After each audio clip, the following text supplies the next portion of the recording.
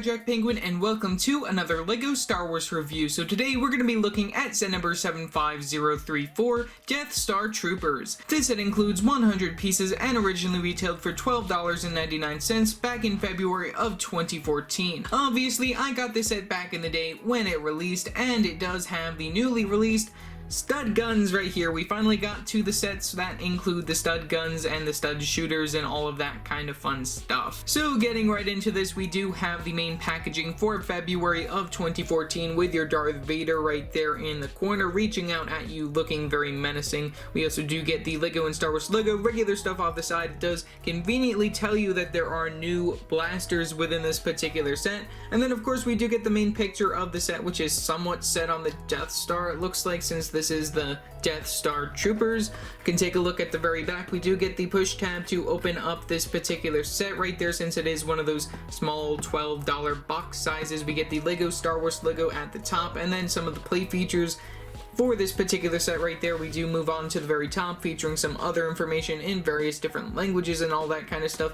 The actual size of this new blasters right here, because obviously that's what they're really pushing when it comes to these battle packs nowadays. We do get the regular stuff over here on the side, LEGO Club advertisement, some more logos, and some smaller pictures leading all the way to the very bottom with the LEGO trademarks and the barcode for this particular set.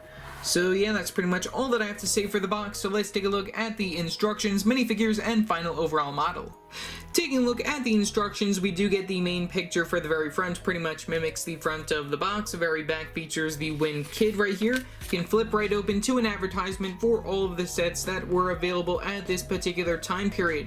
Right here, I do own and have reviewed a couple of these over the course of the channel right here. I am going to be reviewing the next two on this list, that being set number 75035 through set number 75036 right there, those two battle packs right there. Set number 75037, I don't really consider that a battle pack. It doesn't even label it as a battle pack on Brickset. I mean, I was planning on reviewing it, but it doesn't seem like I can find all the pieces to that, mainly like the stickered ones, so I don't know if I'll be reviewing that this week or if I'm going to be waiting a little bit longer to do that, since I know that I do own the pieces to that within my collection. And then I do have a review up for Anakin's Jedi Interceptor. There is conveniently another one releasing this summer, so you guys can look forward to that eventually. And then as for the other sets, I don't own any of the other ones other than, of course, the General Grievous wheel bike that I will eventually have to review. And then we have this other Walker vehicle right here, which I have yet to review and probably compared to the previous one that came out back in 2008.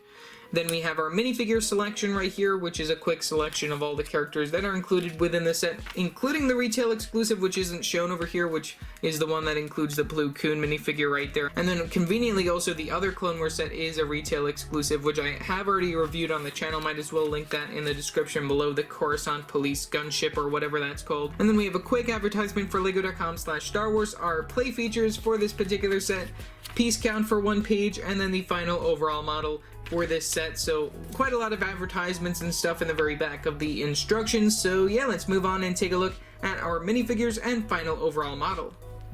Taking a look at our first two minifigures, we get two Imperial gunners within this particular set. One of them is exclusive, and then one of them is not exclusive, but also comes within one other set.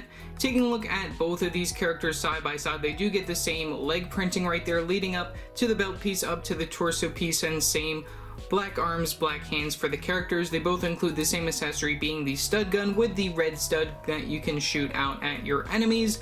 From the very back, we do get some very nice back printing on both these characters, same back printing going on right there. I will take the helmet off just so then you can get a better look at that.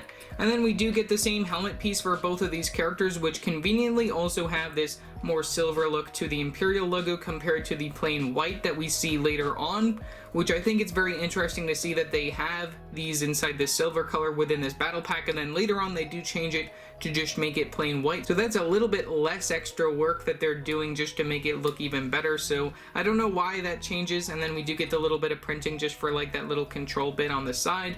So taking a look at their facial expressions, that's the one thing that makes these characters exclusive. We get one with the mouth open right there, which this is the exclusive version, and then we do get the little headset going on. And then the other one has a closed mouth, and like I said, that comes within one other set, that being the 2016 Death Star remake that I don't own in my collection. I do own the original 2008 one that you guys can check out my review for that one though, but that's pretty much all for our Imperial Gunner minifigures right here. Taking a look at our next two minifigures, we get two Imperial Royal Guards right here within the set, which this minifigure is not exclusive as well, but also comes within the 2015 Death Star Final Duel set, which is also getting a remake this year in 2020. I don't know if I'll be getting that set since I did originally own the first one, but then I did sell off the model, but I still own the minifigures, so we'll have to wait and see what happens with that. And also, there are a lot of rather expensive sets coming out this summer, or at least this fall, since a lot of them are getting canceled, but we'll have to wait and see what happens with that. You'll just have to stay tuned and make sure you have that bell icon clicked. But either way, looking at this minifigure, we do get some plain red legs. We also do get the red printing for the front of the torso, some dark red arms and hands, and then we do get the one accessory being this sort of stick, staff, lightsaber type thing going on right here. We do get the telescope piece in that black color, and then we do get a light gray stick on the very top of that. Don't really know what this accessory is supposed to represent, but I guess it's just like their fighting object right there, so that's very interesting to see. We do get the red cape, which is also a very nice color to get the cape piece in, and then we do have the original mold for these Imperial Royal Guard characters right there for their sort of mask or helmet things going on, which underneath that we do get a plain black facial expression. If you do take off their helmet and look underneath their cape, we do not get any back printing on these particular minifigures. And yeah, that's really pretty much all that I have to say. We do get two of these, pretty nice for army building if you're interested in army building these characters. And yeah, that's pretty much all that I have to say for the Imperial Royal Guard characters.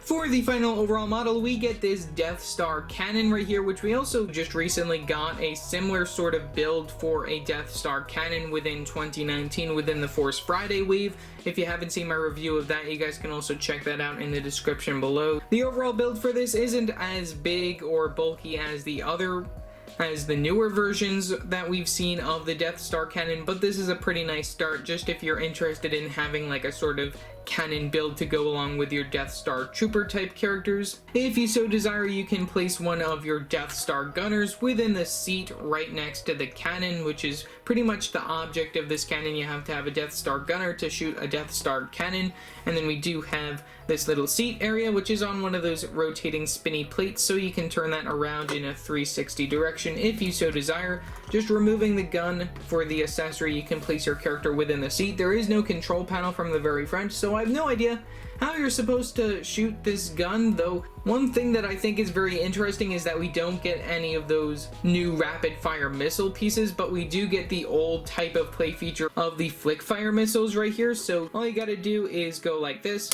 and it will shoot it out into the distance, never to be found again. I feel like every time I launch one of these, I launch them further and further away from me, so I'm probably gonna stop launching these in the videos, but you know, most people should know how these work by now. I have been showing them quite a lot, just like the other types of stud guns and flick fire missiles. Like if you don't know how a stud gun works, you just shoot it off like that, and that goes out into the distance as well if you so desire. But the overall build for this gun, you know, it's just a gun build right here. I do like the pretend guns from the very front. That's something that I am a fan of when it comes to LEGO, having pretend guns instead of the stud guns or the flick fire missiles or any of that kind of stuff right there. We do get a lot of the translucent red right here, like the cone pieces from the very front, and over here just for the flick fire missile part. And also we do get a translucent red dish piece, which I think is very nice. You can control this gun using some Technic pieces from the very bottom, so if you want to just point it down or if you want to point it up very high, you can do that, so that's pretty cool.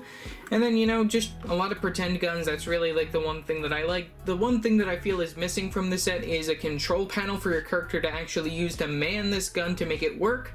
That's like the only complaint that I really have. You know, the minifigures are obviously the best part of the set, though we do see these appear within a lot of other sets when it comes to like the future of LEGO Star Wars. I mean, not so much the Royal Guards. Those I think are pretty nice to get within the set since they aren't really too common. You did see, like, previous versions of them had like the plain red arms and hands going along with their characters, but you know, it's pretty cool just to see an updated version. And I know that we are getting them within the new Death Star duel set, which is pretty much very similar to the one that released in 2015 that also included those characters. Don't know if they are exactly the same or not, but you know, it's just a very interesting overall set. Like I mentioned before, since we do get these stud guns for these guns, we do get quite a lot of 10 to be exact right here of these translucent red studs that I do have to zoom out for you guys to be able to see. So like I said before, the minifigure selection is pretty nice. You know, first time including those stud guns, and you know, just having a Death Star cannon, it's okay. It's just something that we have seen before and will see in the future when it comes to LEGO Star Wars. When it comes to the minifigure selection, that's really what makes a battle pack, and I don't really know if I want to call this a battle pack since these characters aren't really battle pack worthy, at least in my opinion. Like these gunner characters, you know, you can get them within other sets that are non-battle pack. Same thing goes for the Royal Guards, and really, how many of those do you really want inside your collection? You mainly want clones, you mainly want stormtroopers and stuff like that. So yeah, that's pretty much really all that I have to say for this video. Didn't really want to hate on this too much, but I just think it's not really necessary of a battle pack, and you'll hear me start saying that more often when we move into the future battle pack videos, though I think that LEGO is trying to start to turn itself around from that. Hopefully we'll see that within the future 2021 and 2022 and all that kind of stuff. Otherwise, that's pretty much all that I have to say for this particular video. Leave your thoughts down in the comment section below what your thoughts are on this set. Also remember to like and subscribe and hit that bell icon so every time I upload a new video. So yeah, that's it for now, and I will see you next time. Bye!